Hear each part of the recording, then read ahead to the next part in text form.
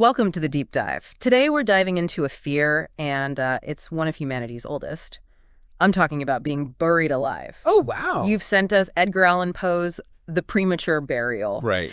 And, we're going beyond the spooky story. We want to uncover those real anxieties, that historical context, that make this fear last and last. It's amazing how relevant this topic still is, even today, with all our fancy medical technology. Right. Like, Poe was really a master at getting to those deep-seated fears we have. And this story, it's a perfect example. Yeah, it really makes you think, was this just Poe's imagination running wild, or were people back then really, truly worried about being buried alive? Oh, it's a real fear back in the 1800s. Hmm. And for good reason, actually. Hmm. Medical technology, it was, well, limited, to say the least. So much harder to be sure about death back then. Right. Just imagine a time without stethoscopes, without EKGs. Mm-hmm. How do you know for sure someone's gone? It was a lot murkier, a lot more uncertain. So you're saying mistakes happen. People were mistakenly declared dead. Exactly. Poe even talks about it in the story. Diseases that could look like death. Catalepsy, for instance. Right. It's this nervous system disorder where your muscles lock up, you're less sensitive to pain, and everything slows down. Oh, wow. Yeah, back then, someone in a cataleptic state, they could easily be mistaken for dead. And Poe himself said he experienced something similar, right? He did, yeah. That makes it even creepier when you think about it. Like, he was writing from his own fears. Absolutely. And he wove in real historical accounts, too. Like, there's this case he mentions, the Baltimore wife. Oh, gosh, yeah. She was presumed dead, placed in her family's vault the whole 9 yards. Okay, this is already giving me chills. So what happened to her? Years later, they opened the vault, found her skeleton down by the vault steps, still dressed in her burial shroud. Oh, no. It seems she got out of her coffin, probably woke up after they buried her, only to die, well, trapped in the tomb. That's awful to wake up like that underground. It really shows you the horror people must felt back then before modern medicine. But Poe also said this wasn't just an American thing, right? Yeah, that's right. He even mentions a German medical journal, the Chirurgical Journal of Leipzig. Yeah. They had this case, a soldier almost dissected alive. He was presumed dead, you see. Oh my gosh. It just goes to show this fear was everywhere, Yeah. all over the world, really. So people were obviously very afraid of this, afraid enough to start looking for ways to stop it from happening.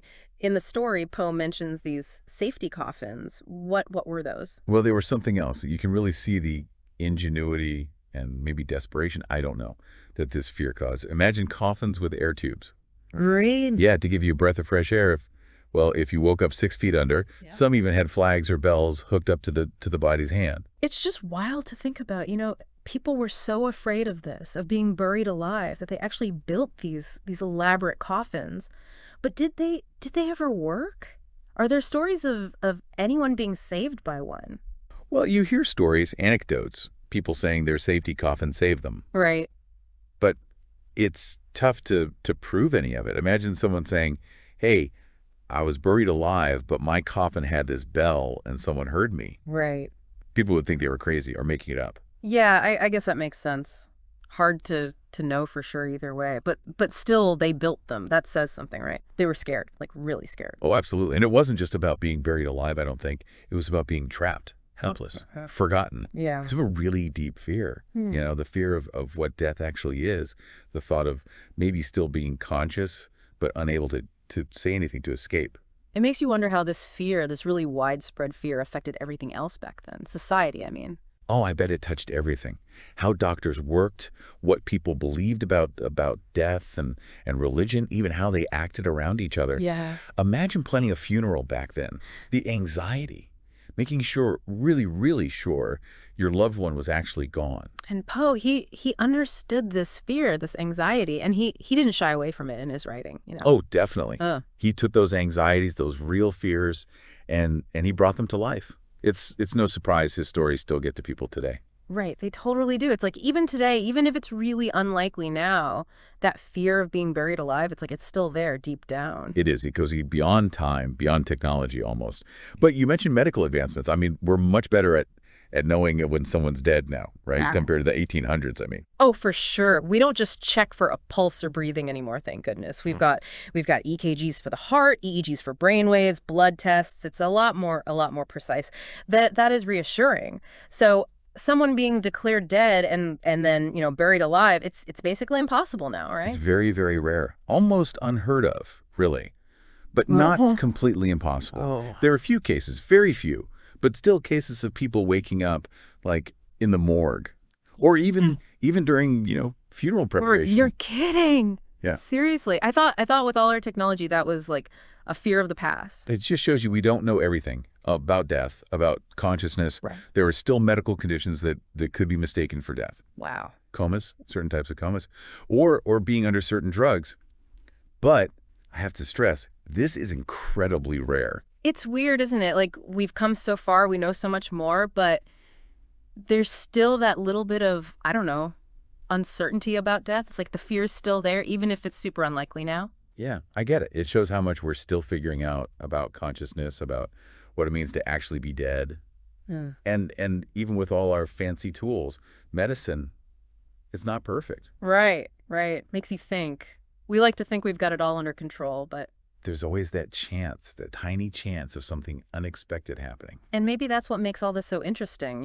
We're forced to think about death, but also about how much we don't know. Definitely. Even today, we're still trying to understand these mysteries of life and death. It's fascinating. This whole conversation has been, I don't know, eye-opening and kind of creepy, but it makes me appreciate Poe's stories on a whole other level. Oh, yeah. His writing wasn't just for scares. It was a reflection of what people were really afraid of back then. Exactly. And those fears, those what ifs about death, they're still kind of relevant today, aren't they? For sure.